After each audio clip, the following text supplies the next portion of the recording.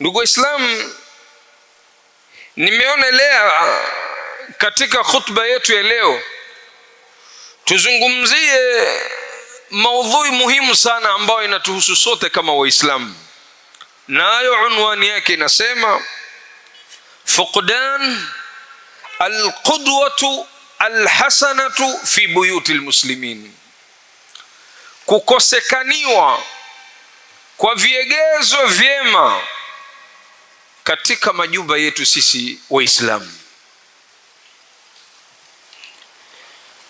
Maana ndugu Waislamu, iqtidau albashari ba'dhuhum li ba'dhin fitratun adhima, fitratun tabi'iyya منذ فطرة آدمية وسنة آدمية الله سبحانه وتعالى جعلها النفوس عليها. Fikra ya mwanadamu kuiga, kukopia au kufuata baadhi ya nyenendo za wenzi wao, ziwe mzuri au mbaya, hii ni fatra ambao Mwenyezi Mungu Subhanahu wa Ta'ala ameiumba katika nafsi ya mwanadamu. Ndio maana tara fi hadha alalam, utakuja kukuta katika huu ulimwengu hawa wanadamu yuqallidu ba'dhum ba'dha, wanageuzana wenzi wao kwa wengine kwa mujibu wa tabia na akhlaq, kwa mujibu wa malezi na tabia, sawaan kana hadha at-taqlidu fi al-khair au ash-sharr, sawa mageuzi haya yawe ni mazuri au mabaya, ni katika umbile la mwanadamu.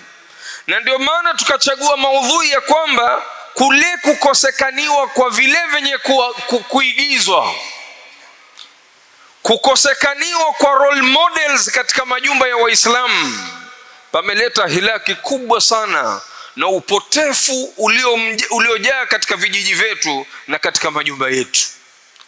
Sasa leo tuweze kuzungumzia ni asbabu zipi zinazofanya nyumba za Kiislamu zikaonekaniwa tu sawa na nyumba zisizokuwa za Kiislamu katika upande wa tabia na maadili. Ni sababu zipi ambazo zinasababisha, ndugu Waislamu? Kwa sababu kadhia ya tarbia njema, ndugu Waislamu, hakuna mzazi suala hili halimshughulishi katika akili yake,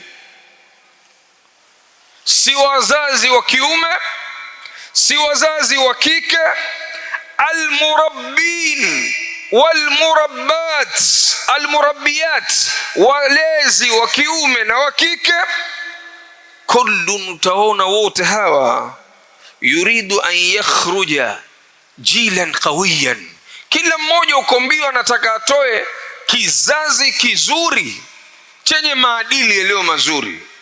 Ni nyumba gani hata wale wasiokuwa Waislamu utakaobisha useme kwamba hawataki sifa ya maadili mazuri katika majumba yao? Hamna.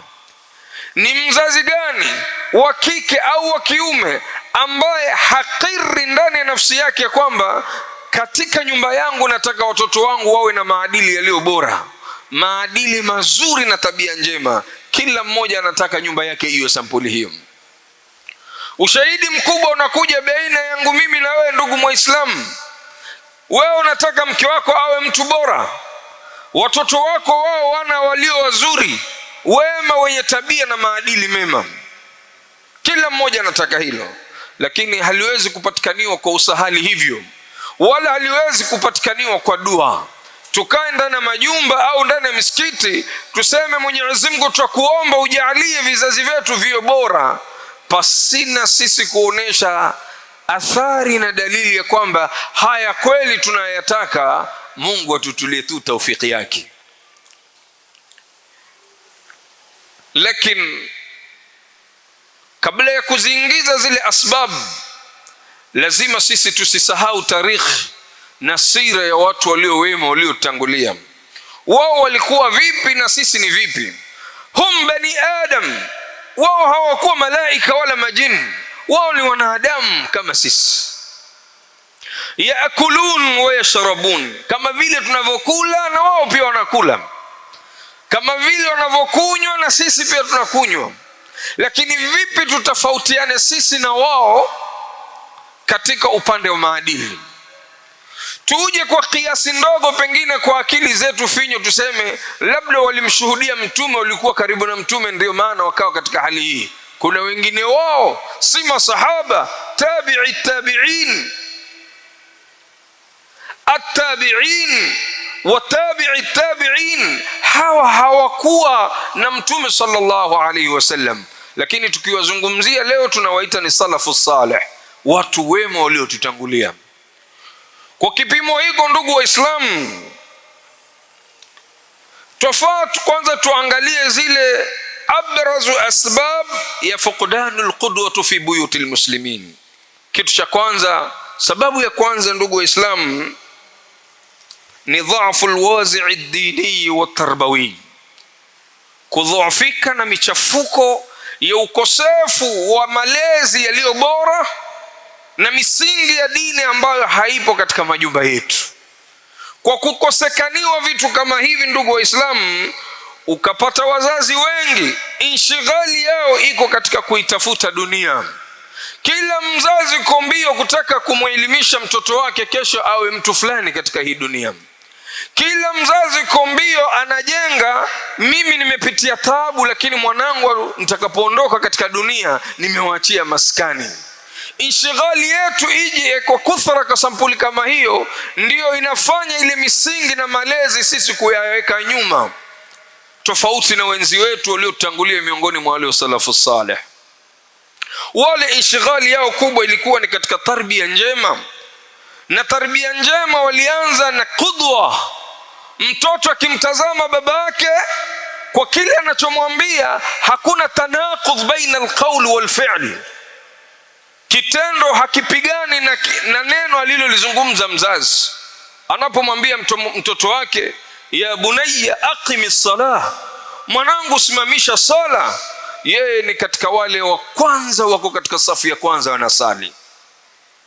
Kisha wapale wanapoomba dua akisema, ya Rabb ij'alni muqima as-salati wa min dhurriyyati, nijalie mimi ni mtu ambaye nitakuwa ni mwenye kusimamisha sala na kizazi changu.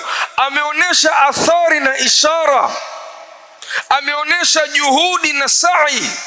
Sasa anachokitarajia kwa Mwenyezi Mungu ni taufiki yake na Mwenyezi Mungu kumtakabalia kwa kile anachokiomba. Na ndio ukaona moja katika shuruti za kuomba, ndugu Waislamu, kwanza ni utakatifu wa nafsi, ikhlas. Unamwomba Mwenyezi Mungu, Allahumma ja'alni muqima as-salah, na wewe katika sala uko na haunan, wewe katika sala uko na tasahul. Fakaifa yaj'aluka Allah, vipi Mungu sasa kujalie wewe muqima as-salati wa dhurriyatak? Ili lipatikane hilo, ili taufiki ya dua hiyo unayoiomba Allah iweze kuikubali, basi kwanza ij'al nafsaka muqiman lihadhihi al-ibada al-azima. Jaalia sasa kwanza wewe ni muqim katika swala zima la sala. Na muqima salati si kusali vile unavyotaka, ni kwamba unaposikia adhan Allahu akbar, kwa kuwa akbar ni Mwenyezi Mungu, tijara inafungwa, shughuli nyingine zinafungwa, na unakimbilia kwa Mwenyezi Mungu subhanahu wa ta'ala. Ndugu Waislamu,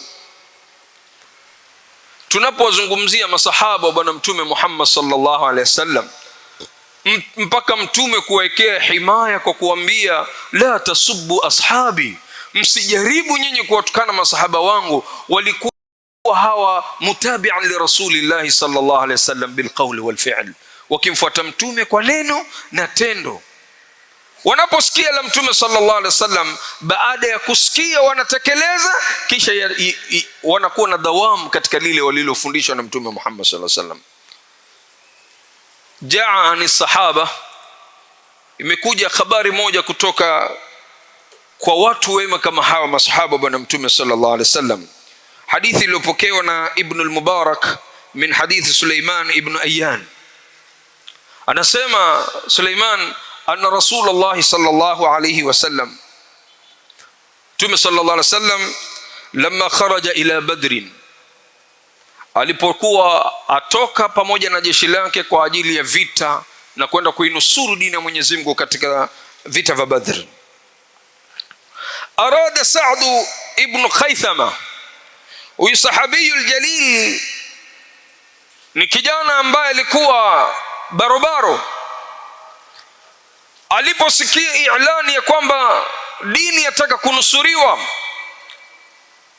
alijitokeza akasema na yeye ataka kufuata msafara huo kwenda kuitetea dini ya Mwenyezi Mungu Subhanahu wa Ta'ala. Si yeye tu, wa abuhu, na babake naye yuko tayari kufanya kitu kama hicho. Sasa al-ib wal ab, kijana na mtoto wote, kila mmoja amesikia jihad, yuko tayari kutoka kwa ajili ya kwenda kuinusuru dini ya Mwenyezi Mungu Subhanahu wa Ta'ala. Wakataka an yakhruja jami'an, wote watoke, baba na mtoto. Fadhakaru dhalika linnabi sallallahu alayhi wasallam, habari kama hii kamfikia Mtume kwamba baba na mtoto wanatoka kwa ajili ya kwenda kuinusuru dini ya Mwenyezi Mungu Subhanahu wa Ta'ala. Mtume akamwambia, la, atoke mmoja katika nyinyi, ima mtoto au baba. Fastahama, baada ya amri hii ya Mtume kufika nyumbani mwao, walianza sasa hawa kama kushindana kwa ajili ya khairi kama hii. Baba anataka atoke yeye, mtoto na baba, la, tulia, uacha nitoke mimi. Fakharaja Sahmu Sa'd, kwa kuwa ni kijana mwekevu, kijana barobaro, akawa ni mwenye kumtangulia babake na akawa ni mwenye kutoka. Faqala abuhu, babake akamwambia mtoto wake, athirni biha ya bunay, naomba uniachie mimi hii chansi, ewe mwanangu, niache mimi niende, wewe kaa mwanzo. Angalia jawabu la mtoto mwema ambao wameisoma qudwa. Ndio maana nikasema yale ambayo yanasababisha kukosekaniwa qudwa katika majumba yetu ndio yanaleta hilak katika dhuria zetu na vizazi vyetu. Kijana anamwambia babake maneno, wallahi lau maneno kama haya ni ya kuandikwa bima'i dhahab, basi ni maneno yanostahiki aliyozungumza kijana kama huyu ambaye amepata malezi kutoka kwa baba yake, baba aliyekuwa mwanafunzi wa Mtume Muhammad sallallahu alayhi wasallam. Amwambia, ya abati innaha aljanna, hii ni pepo. Lau kana ghairaha, lau lingekuwa ni jambo lingine kwamba niachie mimi babako, athartuka bihi, wallahi babangu ningekuachia wewe ukatangulia. Angalia maneno kama hayo tukufu wa Islam, tuweke katika mizani ya kuweza kuwafahamu watu wema walivyokuwa. Saadi akatoka, kisa ni kirefu. Huyu bwana akaenda kauawa jihad katika vita kama vile. Swali ambalo yafaa tujiulize mimi na wewe ndugu wa Islam, japo kwa kisa kirefu, mwaka uliofuata ilikuwa hiyo ni vita vya Badri, mwaka uliofuata ilikuwa ni vita vya Uhud, babake naye akatoka naye pia akaenda kauawa. Lakini angalia hii tasahum baina ya mtoto na mzazi wake, kila mmoja taka. Na ukumbuke ndugu wa Islam, hawashindanii kwamba kuna vigunia venda kupambanwa kule kugawanywa, kwamba nenda wewe baba au nenda wewe mtoto. Anaenda kule imma shahada au an-nasr, imma ni kuuawa katika vita na kuwa shahid, au kuweza kuokoka katika vita kama vile kutouawa na ukaipatia dini ya Kiislamu nusra. Kijana akauawa, baada ya mwaka ukawa na vita vya Uhud, babake akauawa. Suala langu baina mimi na wewe ndugu wa Islamu ni kwamba fa'ala ayu shay'in yatasahamun, hawa walikuwa wanapigania kitu gani? Innahum yatasahamuna, wao walikuwa wanapigania ili kila mmoja anaitafuta pepo kwa ajili ya Mwenyezi Mungu Subhanahu wa Ta'ala. Ndugu wa Islam, hii ni qudwa, ndio ikafanya mtoto kama huu kuweza kuwa na miondoko mizuri na maadili yaliyo mazuri. Kitu kingine ndugu wa Islam, sababu zinazosababisha kwamba qudwa zimekosekaniwa ndani ya majumba yetu, tanaqudhul af'al wal aqwal, maneno hayaoani na vitendo. Chenye mzazi anakizungumza kwa mwanae ni tofauti na kitendo. Indama ya'muru bilwalidain, indama ya'muru alwalidain, wazazi wawili hawa imma baba au mama wanapotoa amri, kasidqin, kama mfano wa mtoto wangu nataka uzungumze ukweli, au salat, mtoto wangu nataka usali, wayafalana aksahuma. Hilo ni neno umelitoa mzazi pengine kumwambia mtoto wake, mimi nataka wewe uwe mtu mkweli, kisha mzazi wewe uwe kitendo ni tofauti na lile neno ulilolizungumza. Mimma yasqutu haitahuma kaqudwa, hii hapa inaangusha kabisa ile qudwa ambayo inatakaniwa. Ndugu wa Islam, watukufu wa Islam, wewe mzazi unamwambia mtoto wako usiwe na sifa ya kuzungumza uongo. Mwanangu, baba wewe ndugu wa Islam, au mama wewe Muislamu, maneno yako yakawa hayaendi sawa na vile, bila shaka athari haipatikaniyo katika qudwa. Ndio mwanachuoni mmoja Imamu al-Ghazali akasema, la yataallamuna biadhanihim, hawa watoto hawajifunzi kwa masikilizi yao kwa kile unachowaambia, bal biuyunihim, bali zaidi hawa watoto husoma kwa macho yao.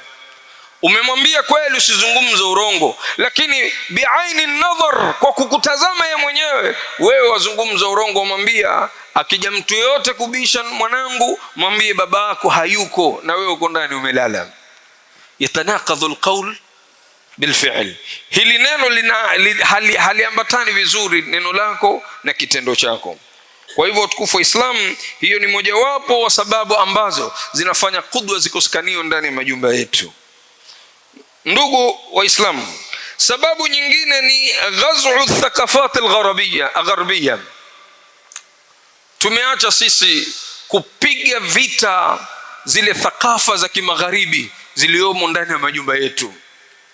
Leo ukitaka kutoa mithali mikubwa, wewe unatoa mithali kwa mtoto wako kwa watu wasiokuwa Waislamu, watu ambao hawana sifa zilizo mzuri.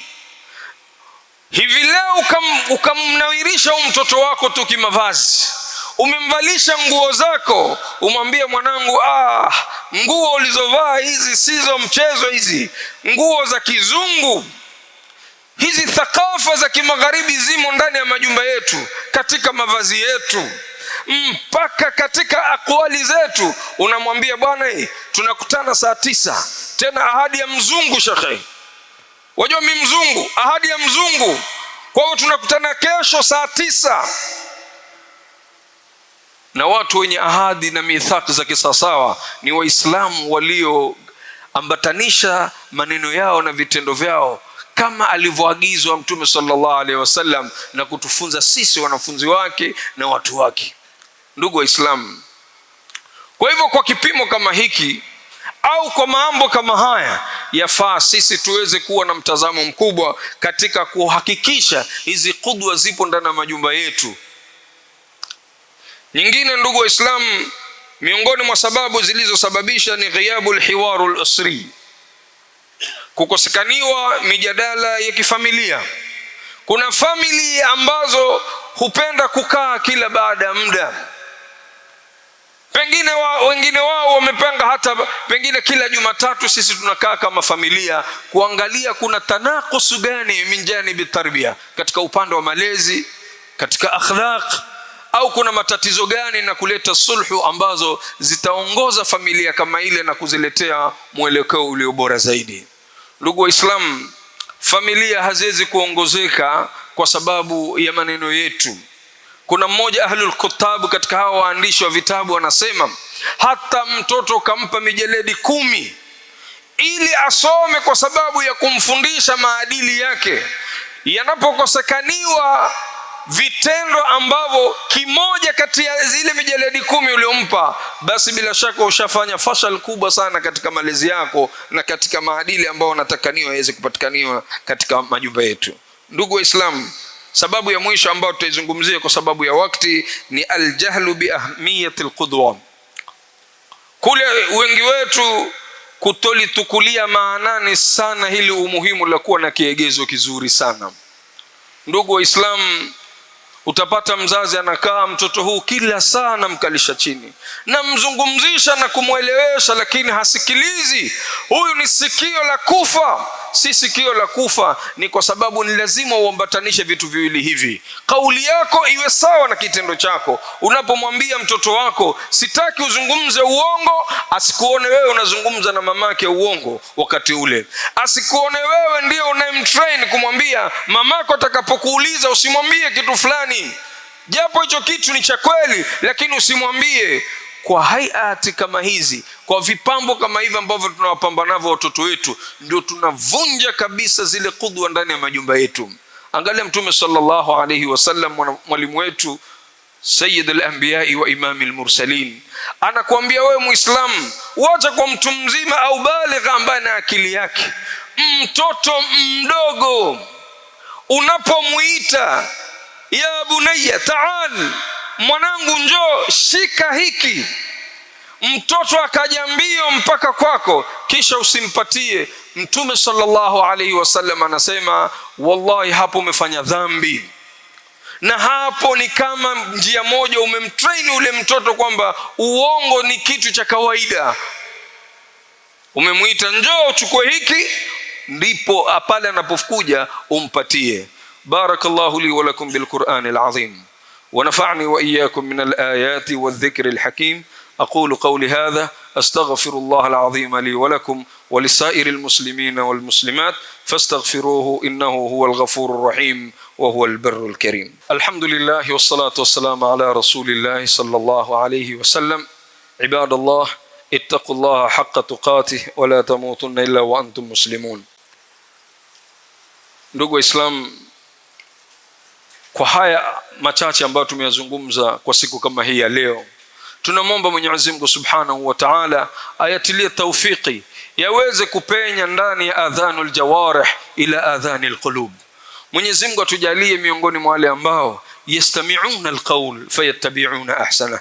Allahumma arina alhaqqa haqqan warzuqna ittiba'ahu wa arina albatila batilan warzuqna ijtinaba.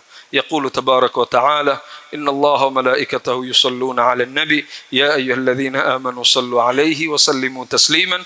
ورضي الله تعالى عن أصحاب رسول الله أجمعين، خصوصا الخلفاء الأربع أبي بكر وعمر وعثمان وعلي وجميع صحابة رسول الله صلى الله عليه وسلم. عباد الله، إن الله يأمر بالعدل والإحسان وإيتاء ذي القربى وينهى عن الفحشاء والمنكر والبغي يعظكم لعلكم تذكرون. اذكروا الله العظيم يذكركم واشكروه على نعمه يزدكم ولذكر الله أكبر والله يعلم ما تصنعون.